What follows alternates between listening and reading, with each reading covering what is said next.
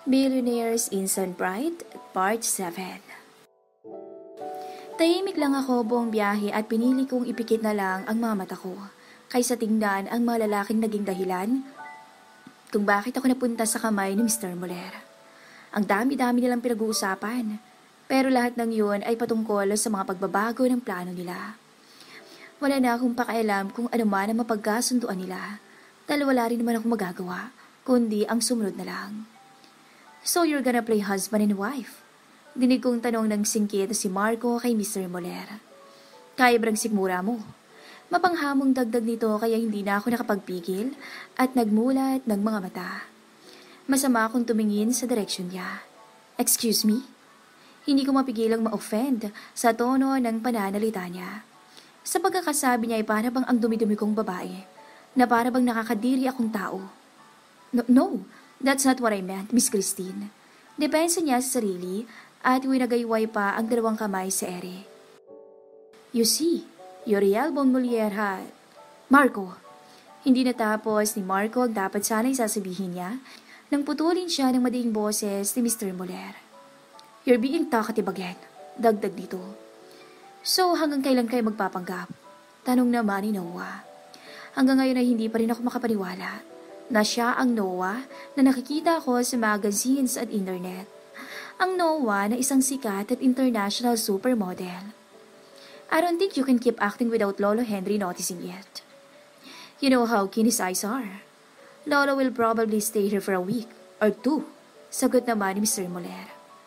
During those times, I'll find some ways to avoid him. Anya sabay tingin sa akin. I can't let this plan get ruined. Especially when I am this close to getting what I want. Napayuko ako dahil alam ko kung ano ang gusto niyang sabihin sa akin. Dahil alam ko na kung anong naghihintay sa akin kapag ako ang naging dahilan ng pagpalpak ng plano niya. Kung hindi lang sana kayo pumalpak, we won't have troubles planning our next step right now. Muling sabi niya sabay marahang nailing. We had to go back to square one because of your stupid mistake.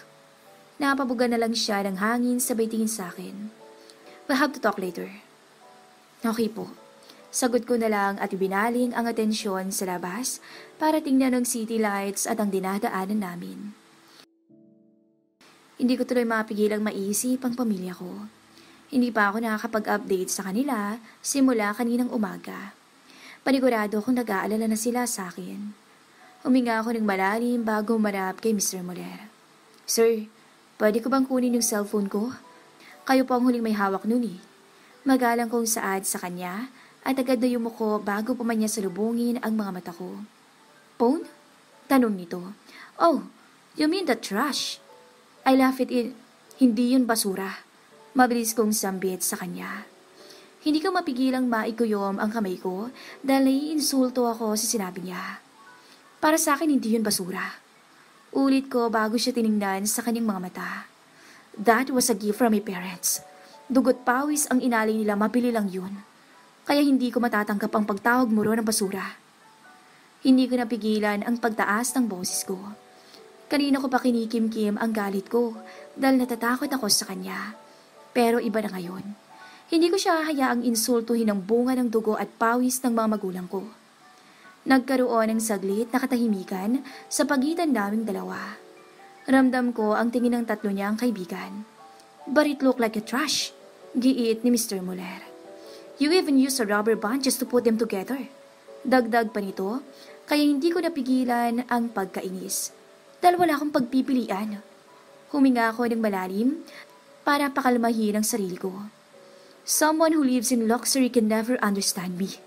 Dagdag ko pa habang nakatingin sa kanyang mga mata. Tuluyan ang nawala ang takot sa nararamdaman ko sa kanya. Kung ako lang sanang ininsulto niya, kaya ko pang tiisin eh. Pero hindi ko mapapanagpas kapag magulang ko na ang pag-uusapan. Are you mad? Tanong niya sa akin. Yes, mabilis kong sagot. Never insult me again, Mr. Muller. Kahit yun na lang ang gawin mo para sa akin. Dagdag ko pa bago tinignan ng tatlo niyang kaibigan. Pati kayo. You didn't even apologize for what you did to me. The least you can do is to respect me as a person. Matapos kong sabihin ang lahat ng yun, ay wala nang sumubok na magsalita. Pero kahit na ganoon, ay pansin ko pa rin ang mga tinginan nila. Marahil ay nagsesenyasan sila pero wala na akong pakialam. Minabuti ko na lang na ibaling ang atensyon ko sa labas at pakalmahin din ang sarili ko. Matapos ang ilang minuto, ay unti-unti nang tumigil ang sasakyan. Nang tumingin ako sa labas, ay nakita ko ang isang napakalaking gate na unti-unting pumubukas. Doon ko rin nakita ang itsura ng bahay ni Mr. Muller. Yun na yata ang pinakamalaki at pinakamagandang bahay na nakita ko sa tanang buhay ko. Sa sobrang laki ay tingin ko ay maliligaw ako kapag sinubukan kong suyuri ng kabuuan ito. "Can we sleep over your house?" Tanong sa kanya ni Marco. "Wala ba kayong bahay?" Pabalang na sagot ni Mr. Muller bago binuksan ang pinto. "I'll just send them home." Utos niya sa driver bago siya tuluyang bumaba. Agad na rin akong sumunod sa kanya dahil wala rin naman akong ibang gagawin. Pagkababa ko, ay agad niyang sinara ang pinto ng sasakyan kasabay ng pag-utos sa driver na umalis na. Pagkatapos ay muli siyang naglakad at sumunod na lang din ako. Hindi ko mapigilang malula sa laki at lawak ng buong bahay ni Mr. Muller. Kung dati ay nakakakita lang ako ng may ilaw na fountain sa plaza, ngayon ay nasa gitna mismo ng bakuran niya at pinapalibutan ng mga bulaklak. Agaw pansin ang hubad na statwa na may dalang jar kung saan umaagos ang tubig. "You can use the room earlier." Sambit niya nang huminto kami sa tapat ng malaking pintuan niya. "Do you know where it is?" Tanong niya sabay lingon sa akin. Bahagyang nakakunot ang noo niya habang pinagmamasdan ako. "Are you listening?" "Yes, sir." Sagot ko sa kanya bago yumuko para maiwasan ang nakakatakot niyang tingin. "Okay, follow me." Istrikto niyang sambit bago tuluyang pumasok sa loob ng bahay. Sumunod ako sa kanya at muling nalula kung gaano kataas ang kisame. May dalawang malalaking hagdan din na pinatungan ng red carpet. At sa gitna ng dalawang hagdan ay naroon nakasabit ang malaking chandelier na puno ng crystals at iba pang bato. Mas naging elegante rin tong tingnan dahil sa ginintoang liwanag nito. "I said follow me." Napapidlag ako nang bigla siyang magtaas ng boses. Nang tingnan ko kung nasaan siya, ay nasa gitna na siya ng hagdan at halos magtagpo na ang makakapal nitong kilay habang nakatingin sa akin. Mabilis akong sumunod sa kanya at namura ko na lang ang sarili ko sa aking isipan dahil paniguradong iniisip na niya ngayon na ignorante ako. Na siya namang totoo. "Your room is in the end of this hallway." Sambit niya nang makakyat kami sa second floor ng bahay niya. "Again, at the end. You can also check your phone there. As I can remember, I put it on the bedside table." Dagdag niya bago itinuro ang kabilang hallway. "And my room is in that hallway, the first room." "Okay po, sir." Sambit ko at mang-aalis sana nang may maalala ko. Sir, hindi ko napigilang mautal dahil naiisip ko na baka nainis na siya sa akin dahil sa dami kong sinasabi. "What?" Walang emosyon niyang tugon. Ramdam ko ang lamig sa salitang binitawan niya. Wala po akong damit." Pagtatapat ko at hindi napigilang yumuko. Narinig ko ang mahinang mura niya bago siya marahang tumango. "Bakit ngayon mo lang sinabi yan?" Anya habang halos mag-isang linya na ang kanyang mga kilay. "You could have told me earlier." Gusto ko siyang singhalan. Paano ko masasabi sa kanyang bagay na yun, ako nga mismo ay hindi agad napagtanto na wala akong damit. Ang bilis kasi ng mga pangyayari. Parang wala akong panahon na mag-react. At parang nakakalimutan din niyang dinukot ako ng mga kaibigan niya. Hindi rin ba niya naisip yun? Lalo na tinignan naman din nila ang mga gamit ko. Napatingin ako sa kanya nang bumuntong hininga siya. Napakalalim ng paghinga niyang yun na para bang nagpipigil siya ng emosyon. "Wear your clothes earlier, then meet me down the living room." Sambit niya bago tumalikod. "I'll be there in a minute. Magbibihis lang ako." Saan po pala tayo, sir?" Lumingon siya sa akin na halos malukot na ang mukha. "Are you really clueless or just purely stupid? Malamang bibili ng gamit mo." Naikuyom ko ang kamay ko para pigilan ang emosyon ko. Maraan akong tumango sa kanya habang pilit na pinapakalma ang sarili. Okay po." Matigas kong sabi at tumuloy na. At nang makailang hakbang ako palayo sa kanya, ay tinawag niya ako. Kaya naman ay nilingon ko siya at nakitang nakatitig siya sa akin.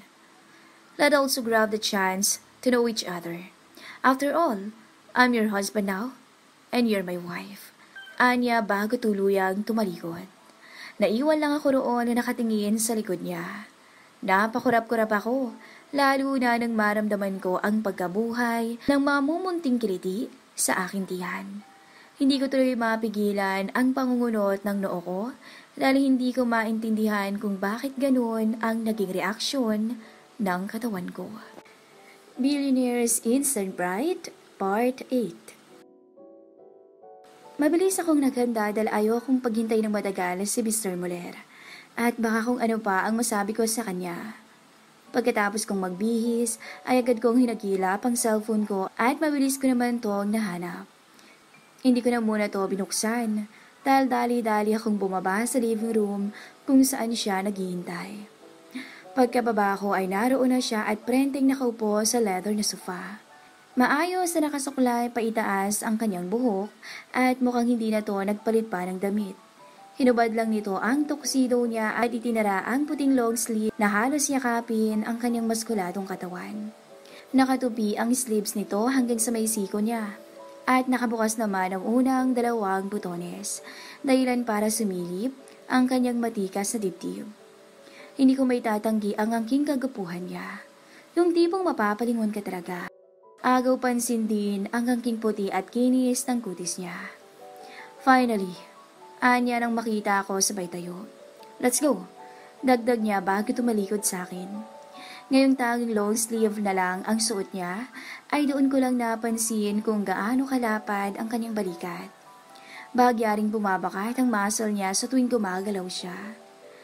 Tahimik lang akong sumunod sa kanya hanggang sa makarating kami sa garahe ng mansyon at napaawang na lang ang bibig ko nang makita ang hilera ng mga sasakyan sa harapan ko. Hindi ko man alam kung anong klase ng mga sasakyan ang naroon, ay alam kong mamahalin to. Mukha pa lang ng mga to ay alam ko nang lagpas 1 milyon ang presyo ng mga to. Is this your first time seeing these cars?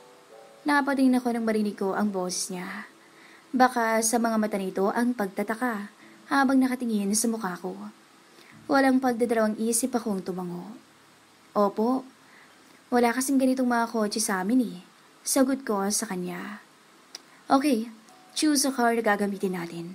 Sambit niya bago siya pumunta sa gilid ng garahe kung saan may maliit na mesa roon na gawa sa salamin. Make it quick, dagdag pa niya. Sisilipin ko ba sana kung ano ang naroon, pero nataranta ako at pinili ko na lang ang pinakamalapit sa akin. Itong itim na lang po, sambit ko sabay turo nito. Oh, you wanted Bugatti? Okay, anya bago may kinuha sa maliit na glass table. At doon ko napag-alaman na mga susi pala yun na tingin ko ay para sa mga kotseng nasa garahe. Come, sumunod lang ako sa kanya. Pero nang nasa tapat na ako ng kotse, ay tumayo lang ako at tumitig dito. Nakakatakot? Natatakot ako na baka magasgasan ko yun. Lalo na't napakakinis pa nito na tila ba walang bahid ng kahit na anong alikabok. What are you still looking at? Did you expect me to open the door for you? Get in! Matigas niya yung sabi habang nakasilip mula sa loob ng sasakyan. Agad akong umiling sa kanya. Hindi po ganun yung iniisip ko. Sagot ko sa kanya bago yumuko. Baka kasi magasgasan ko yung sasakyan. Are you being serious? Just get the fucking Miss Christine.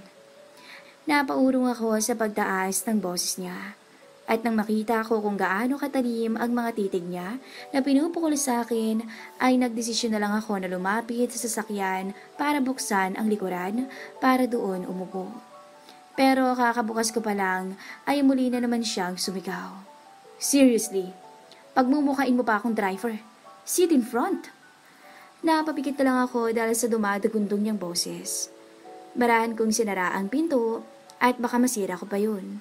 Pagkatapos ay binuksan ko na ang passenger seat. Pagkapasok ko ay halos sumiksik ako sa gilid dahil sa takot na nararamdaman ko sa kanya. Kahit wala siyang sinasabi, ay ramdam ko ang apoy na nakapalibot sa kanya. Ilang sandali pa ay marahas siyang napabuga ng hangin bago tumingin sa akin at dali-daling lumapit. Palapit ng palapit ang mukha niya sa akin at hindi ko alam kung ano ang gagawin niya kaya pumikit na lang ako at hinintay na lumapat ang labi niya sa mukha ko. Pero lumipas ang ilang segundo ay walang nangyari. Kaya nagmulat ako ng mga mata at nakita siyang kunot noong nakatingin sa akin. Why did you close your eyes? Did you expect me to kiss you? Direkta niyang tanong. No, sir. Sagot ko at mabilis na binaba ang tingin. Lalo na nang maramdaman ko ang pag-akyat ng dugo sa mukha ko dahil sa iya. Let me make this clear, Miss Christine. Anya bago marahang bumuga ng hangin, sabay tingin sa akin. Everything we did earlier and what we're about to do in the future is nothing but an act. So don't you ever dare get attached to me or worst, fall in love with me. Prangkang sabi niya at hindi inalis ang tingin sa aking mga mata. You will only get hurt. Because there's no way I will fall in love with someone like you. Dagdag niya. Naikuyom ko ang kamay ko dahil hindi ko nagustuhan ang sinabi niya. Nainsulto ako lalo na sa huling mga sinabi niya. Hindi ko napigilan ang pagtaas ng kilay ko habang nakatingin din sa kanya. Huminga ako ng malalim para humugot ng lakas ng loob na sagutin siya. Don't worry, Mr. Muller. There's no way I will ever fall in love with someone like you too. Prangka ko ring sabi sa kanya dahil baka iniisip niya na porke gwapo siya ay magkakagusto na ang lahat sa kanya. Kung yun lang naman palang inaalala mo, pues huwag kang mag-alala dahil hindi yun mangyayari. And why? Tanong niya at gusto ko na lang matawa. Dapat ko ba talagang sabihin sa kanya kung bakit hindi ko siya magugustuhan? Bakit kagalit lang niya? Because you're not my type. Sagot ko na lang sa kanya at nakita ko kung paano mapataas ang kilay niya habang nakatingin sa akin. Baka sa mukha niya na hindi niya inaasahan ang naging sagot ko. Kayo rin po, huwag kayong ma-inlove sa akin. Ganti ko sa kanya. That would never happen. Mabilis niyang sagot bago tuloy ang pinaandar ang sasakyan. Never. Mabuti naman po at malinaw sa ating dalawang lahat. Now, all we have to worry is kung paano natin mapapaniwala ang lolo niyo. Pag-iba ko sa usapan, dahil baka may masabi pa akong hindi niya magustuhan. Don't worry about that. May naisip na ako. Sagot niya sa akin. Let's talk about it after we get your clothes. Parang gusto ko nilang maglupasay sa sahig dahil pagod na ang mga paa ko kakalakad sa department store na isang barangay yata ang lawak. Kanina pa ako sunod ng sunod kay Mr. Muller dahil siyang namimili ng mga damit ko. At ang ginagawa ko na lang ay sukatin ang mga to. Pinagtitinginan na nga kami ng mga tao. May iba pang nagsasabi na baka ako ang may bitbit ng mga pinamili namin ay dahil alalay niya ako. Mr. Muller, tingin ko po ay sapat na to. Sambit ko sa kanya. Sobrang dami na po nito eh. Dagdag ko sa kanya. Is that so? Baling niya sa akin habang may hawak namang isang damit. Okay, go rin pay. Anya bago may binigay sa akin na itim na card. Use that.